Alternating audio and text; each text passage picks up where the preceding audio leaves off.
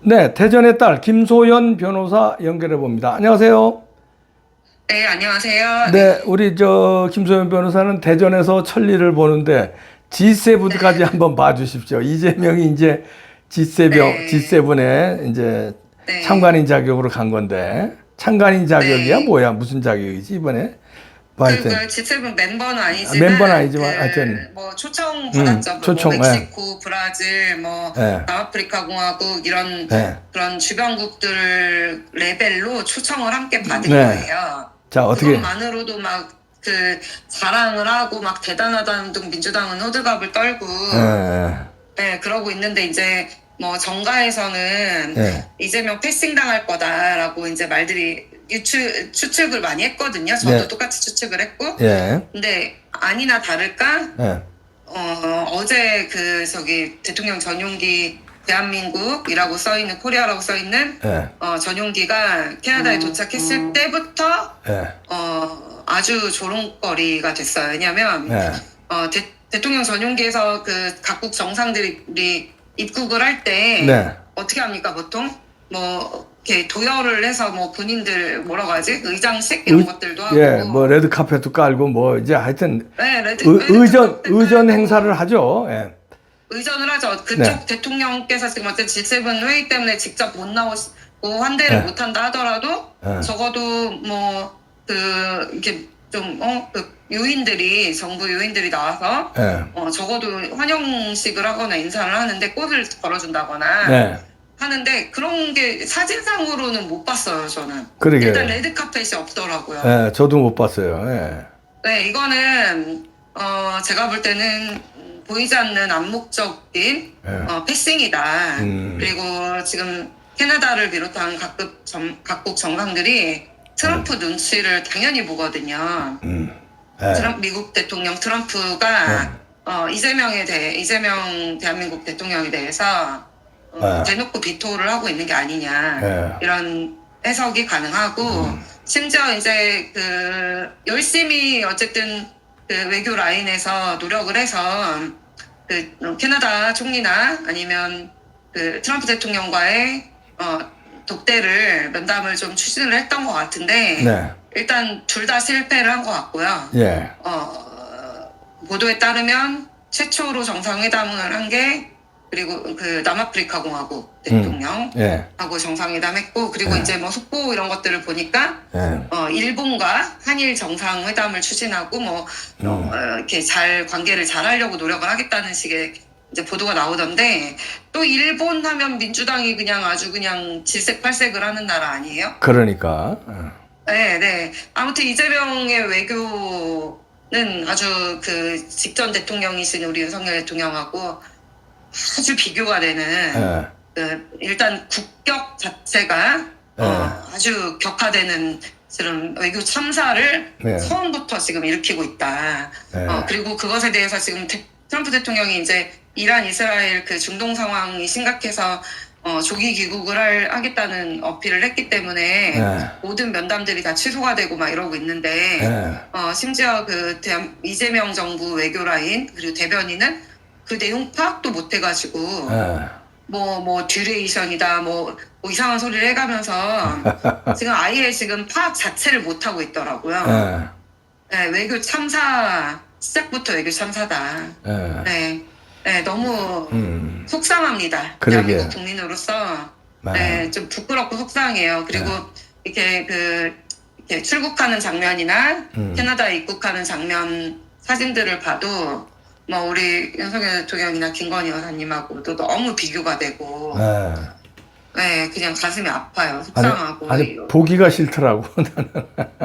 네, 진짜 얼굴도 보기 싫고 아이, 눈도 안 뜨고 있잖아요. 이재명 아니, 네, 눈을 그래. 안 뜨고 있어요. 맨날 눈을 왜 안 뜨고 있는지 모르겠어요. 네, 네. 아이고 참 큰일 났네. 이런 네, 대한민국 국격이 뚝뚝 떨어지는데, 근데 이제 우리 진영에서는 뭐 좋아할 일인지 싫어할 안 좋은 일인지 국민으로서야 좀 공정하게 보자면 이재명 대통령이 그래도 정신 차리고 잘해주면 좋겠다라는 생각도 있어요, 저는. 아이 그럼 잘해야지. 그쵸. 그리고 오늘 이제 송원석 원내대표께서 첫, 이렇게 정견 발표를 하셨는데, 어쨌든 협치를 위해서 노력을 하겠다. 그리고 대한민국 대통령으로 선출된 그 대통령의 지위를 우리가 이재명을 개인을 인정하는 게 아니라 그럼. 그 요지가 지위를 우리가 존중하고 인정을 해야 하고 큰 틀에서 국익을 위한 것들, 국민을 위한 것들에 대해서는 협치를 위해서 최선을 다하겠다. 당연히 야당으로서 비판과 견제를 하는 것도 너무 당연한 거지만 민주당이 윤석열 정부에 했던 것처럼 무조건적인 발목 잡기, 무조건적인 예산 탄핵, 그런 것들은 이제 우리는 그렇게는 안 하겠다.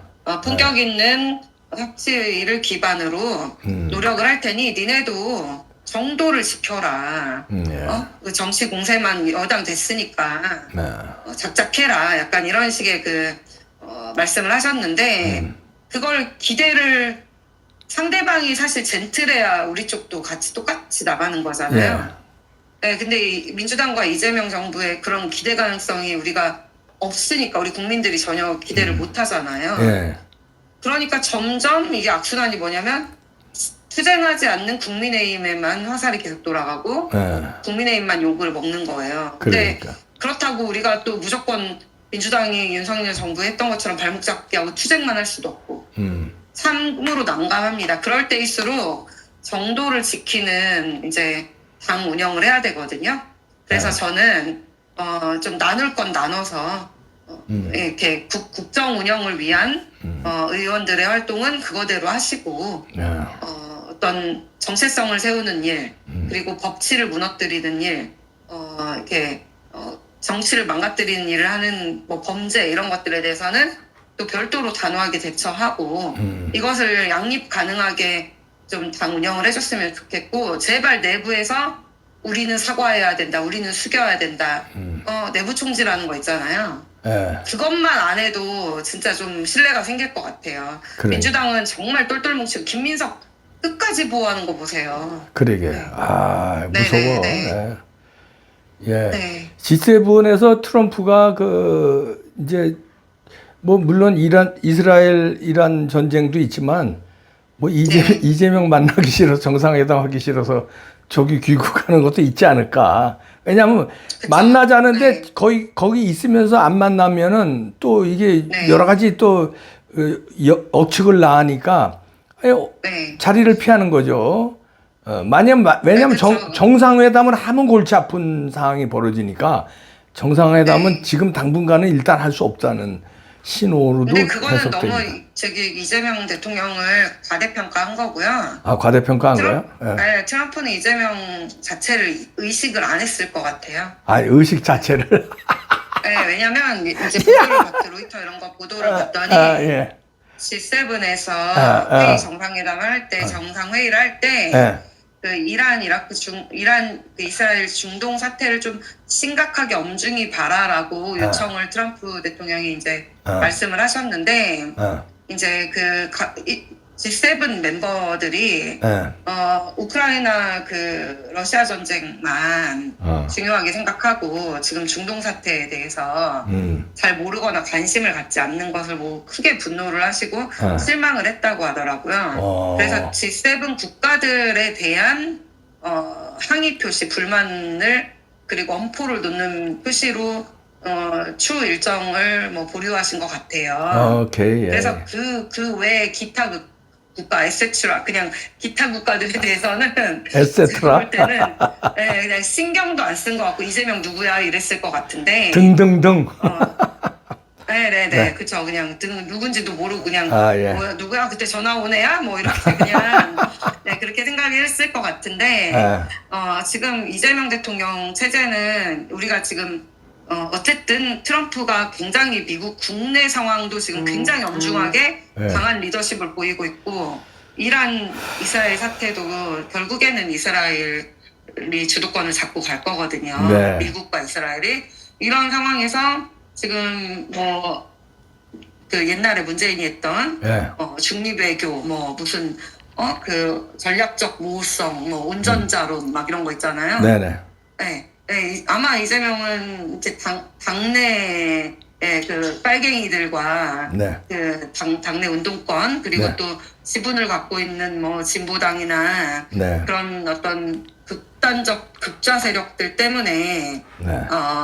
본인 자체는 미국에 찰싹 붙어서 아마 그러고 싶을지도 몰라요. 굉장히 이랬다 저랬다를 아주 유능하게 그걸 유능함으로 포장했지만 유연하게 할 수 있는 사람 아닙니까? 표변할 수 있는 예. 사람이어서 본인 입장에서는 미국에 딱 붙어가지고 또 아부하고 할 수도 있을 텐데 이제 당내 지분 갖고 있는 사람들 때문에 그런 외교가 불가능할 거예요. 그렇지. 예. 그럼 할 수 있는 게 결국에는 문재인처럼 모호하게 하는 것밖에 없는데 지금 이렇게 국제 상황은 국내외 뭐 국제 외교 상황은 굉장히 엄중합니다. 그러니까요. 이중 갈등도 굉장히 심하고 어느 편에 붙어야 되냐, 어느 편과 함께 하느냐 이걸 빠르게 결정하고 우리 윤석열 대통령처럼 한미 관계를 공고히 하면서 가야지 사실상 우리 국익에도 이렇게 부합하고 살아남을 수 있는데 네. 지금 애매한 노선을 타면 네. 뭐 그냥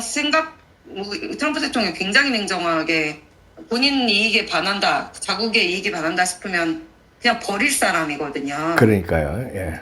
네, 저는 아주 심각하게 걱정이 됩니다. 이런 면에서 사실 그 이재명 대통령에게 직언을 하고 국민의힘이 설득을 하고 그리고 저쪽 민주당 쪽 그 이번 기회에 니네 빨갱이 오명 벗고 네. 자유주의 진영으로 들어와라라고 해가지고 네. 설득을 해서 뭐 잘 국정 운영을 할 수 있게 도와주는 것도 필요한 일이라고 생각을 해요, 저는. 네, 알겠습니다. 여기까지 듣겠습니다. 네. 대전의 딸 네, 김소연 감사합니다. 변호사였습니다. 감사합니다. 네. 네. 자, G7 어떻게 하고 돌아오는지 지켜보시죠.